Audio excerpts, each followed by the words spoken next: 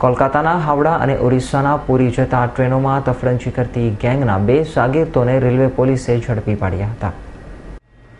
Railway પોલીસે શંકાના આધારે railway station ખાતેથી 2 રીઢા જીતેન્દ્ર યાદવ અને ગંગા વર્માને ઝડપી પાડ્યા હતા અને તેઓની પૂછપરછ કરતા બંને રીઢાઓએ હાવડા અને પુરી જતી ટ્રેનોમાં સામાનની ચોરી કરતા હોવાની કબૂલાત કરી હતી, જેથી પોલીસે બંને રીઢાઓની અટક કરી તેઓની ઝડપી લેતા તેઓ પાસેથી ₹16,000ની કિંમતના મોબાઈલ ફોન મળી આવ્યા હતા.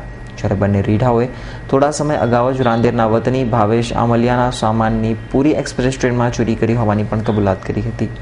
અવારનવાર પુરી એક્સપ્રેસ તથા Howrah train એક્સપ્રેસમાં S6 સ્પોટમાં peak pocketing તથા મોબાઈલ ચોરીના બનાવો બનતા હતા.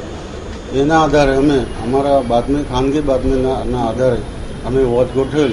ગઈ તારીખ 13/2/15ના રોજ અમને 2 આરોપી આ જે વર્ણન મુજબ બાતમીદારે કહેલ એ પ્રમાણે પકડી પાડેલ.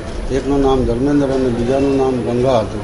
તેઓના અટક કરી અને પછી રિમાન્ડ દરમિયાન અમે 3 દિવસના રિમાન્ડ મળેલ નામદાર કોર્ટમાંથી. એ દરમિયાન એ લોકો પાસેથી મુદ્દામાલ રિકવર 35,000 ઉપર થયેલ, જેમાં સેમસંગ કંપનીનો મોબાઈલ તથા પીક પોકેટિંગ કરેલ જે પૈસા હતા એ કરન્સી નોટો તમામ 3 ગુના જે 2 પુરી એક્સપ્રેસમાં S6 સ્પોટમાં અલગ અલગ પીક પોકેટિંગ પેસેન્જરોને કરેલ તે અને સેમસંગ કંપનીનો 14,000નો મોબાઈલ ફોન હતો, જે અમે કવર કરી અને 3 ગુનામાં અલગ અલગ ગુનામાં અટક કરી.